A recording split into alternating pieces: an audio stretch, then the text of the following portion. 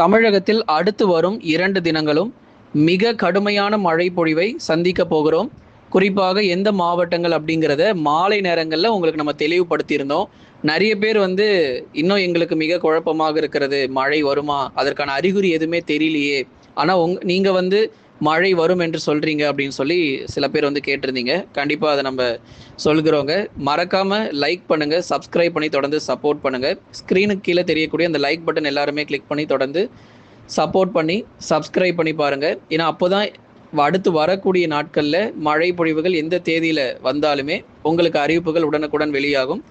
இனி வரப்போகிற நாட்களிலும் மிக கனமழை மற்றும் கனமழையாக தமிழ்நாடு முழுவதும் பெரும்பாலான மாவட்டங்கள்ல உறுதியாக நமக்கு பதிவாக வாய்ப்பு இருக்கு.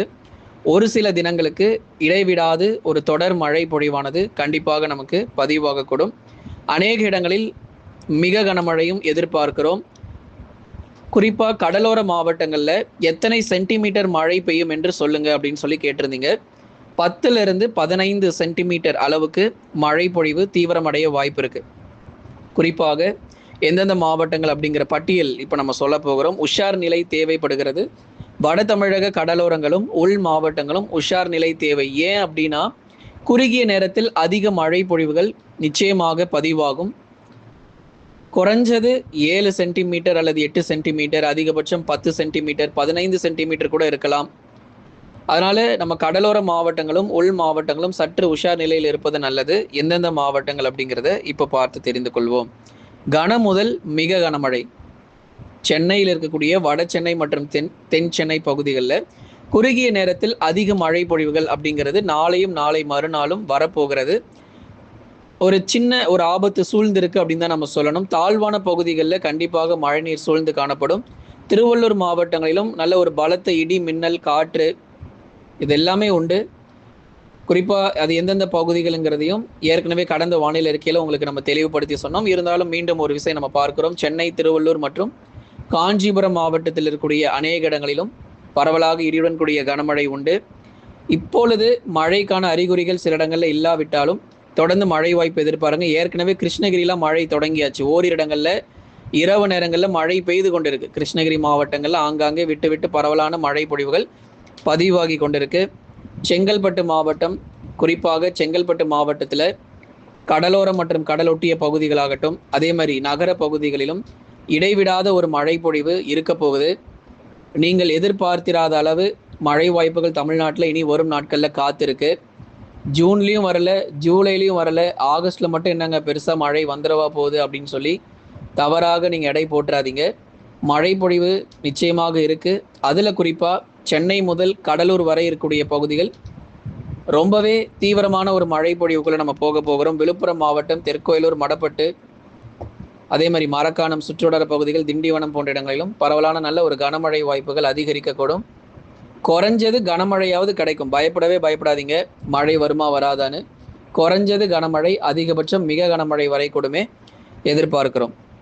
அடுத்ததாக வேலூர் மாவட்டத்திலும் பரவலாக இடி, மின்னல், பலத்த காற்று எல்லாமே உண்டு. மழை வருகிறதுக்கு முன்கூட்டியே இந்த தகவல் உங்களுக்கு அறிவிக்கப்படுது. அதாவது மழை வந்த பிறகு இவ்வளவு மழை வந்தது என்பது சொல்வதை விட மழை வருவதற்கு முன்பதாகவே மக்களை தயார் நிலையில் நம்ம படுத்தணும்.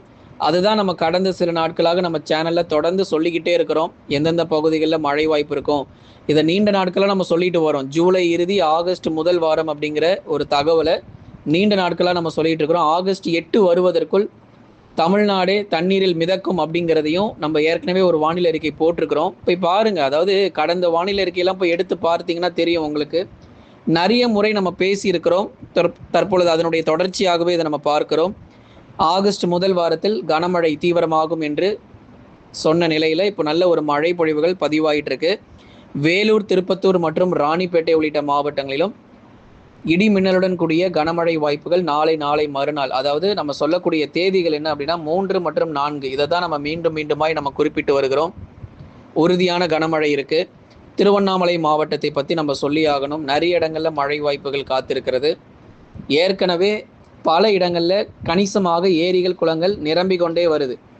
அது மேற்கு தொடர்ச்சி மலையொட்டிய மாவட்டங்களாகட்டும், அதே மாதிரி கடலோர உள் மாவட்டங்களில் கணிசமாக ஆங்காங்கே சில ஏரிகள், குளங்கள் நிரம்பி கொண்டு இருக்கு. ஆனால் இன்னும் முழுமையாக நிரம்பலை. ஆனால் அது இந்த ஆகஸ்ட் 8 வருவதற்குள் நிறைய இடங்கள் கடலோர பகுதிகள் எங்கெல்லாம் வறட்சியாக இருக்கோ எல்லா பகுதிகளிலும் மிக வலுவான கனமழை பதிவாகக்கூடும். கடலூர் மாவட்டம், குறிப்பாக கடலூர் மாவட்டத்தில் ஏற்கனவே பலத்த மழை வெளுத்து வாங்கியிருக்கு. நெய்வேலி, வடலூர், பன்ருட்டி, குறிஞ்சிப்பாடி, விருத்தாச்சலம், திட்டக்குடி, பெண்ணாடம் உள்ளிட்ட பல இடங்களிலும் கனமழை கடலூர் மாவட்டத்தில் வெளுத்து வாங்கியிருக்கு. இனியும் மழை இருக்குது, கவலைப்படாதீங்க.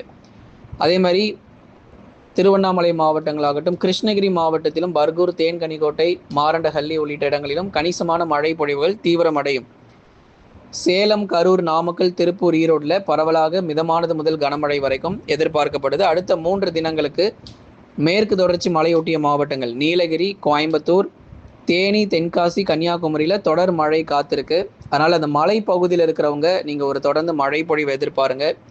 ஓரிரு இடங்களில் மழை பொழிவுகள் இடியுடன் கூடிய கனமழையானது நிச்சயம் எதிர்பார்க்க முடியும். அநேக இடங்களில் மிதமான மழையும் ஓரிடங்களில் கனமழையும். மலை பகுதிகளில் இருக்காங்க பாருங்க, அவங்களுக்கெல்லாம் மிக கனமழை. உதாரணமாக நீலகிரி மாவட்டத்தில் குந்தா, அவலாஞ்சி, உதகமண்டலம் இங்கே இருக்கக்கூடிய பகுதிகளும், கோயம்புத்தூர் தெற்கு பகுதிகள், சோலையாறு, சின்னக்கல்லார் இங்கே இருக்கக்கூடிய பகுதிகளும் நல்ல ஒரு மழை தீவிரம் கிடைக்கும். தேனி, தென்காசியில் இப்போ தான் இந்த ஜூலை இறுதியிலிருந்து தான் கொஞ்சம் கொஞ்சமாக மழையே பெய்ய ஆரம்பிச்சிருக்கு.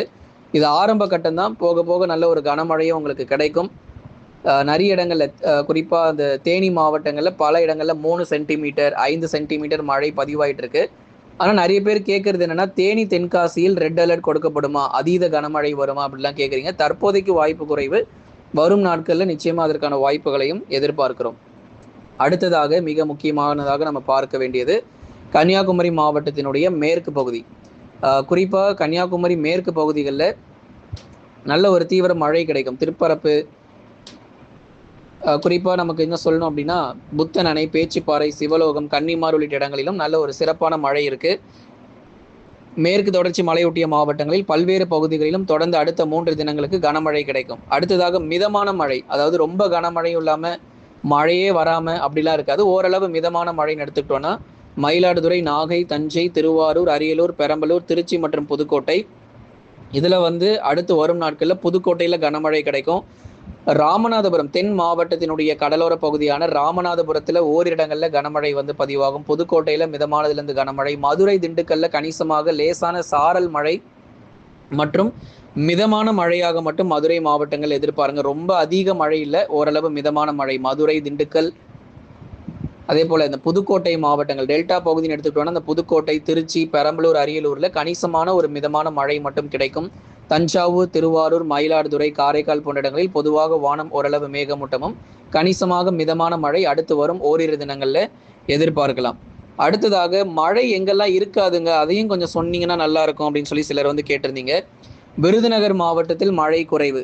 விருதுநகர் மாவட்டத்தில் அடுத்து வரும் நாட்களில் மழை சற்று குறைவாகவே இருக்கும். இடி மின்னல் காணப்படும், ஆனால் பெரிதளவில் மழை பொழிவு எதிர்பார்க்க முடியாது விருதுநகரில். அடுத்து தூத்துக்குடி மாவட்டத்தினுடைய வடக்கு பகுதிகளில் இந்த கோவில்பட்டி மற்றும் அதன் சுற்றுவட்டார பகுதிகள் மழை கொஞ்சம் குறைவாக இருக்குது. மழை வருவதே ஒரு கடினமான ஒரு விஷயமா பார்க்கப்படுது. திருநெல்வேலி மாவட்டத்தில் 4 முக்கு காக்காட்சியில் நல்ல மழை.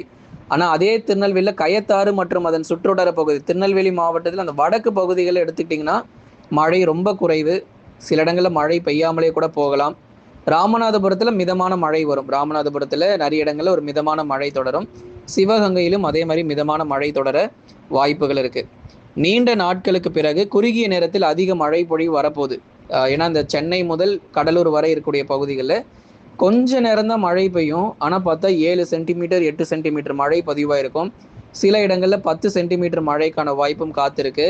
அதனால கையில் மறக்காமல் கொடை எடுத்துக்கொள்ளுங்க. மாலை மற்றும் இரவு நேரங்களில் அதிதீவிர மழை பொழிவுகள் காத்திருக்கிறது. லைக் பண்ணுங்க, மறக்காமல் சப்ஸ்கிரைப் பண்ணி தொடர்ந்து சப்போர்ட் பண்ணுங்க. நிறைய பேருக்கு கொஞ்சம் ஷேர் பண்ணுங்க, அவங்களும் பார்த்து பயன்பெறட்டும்.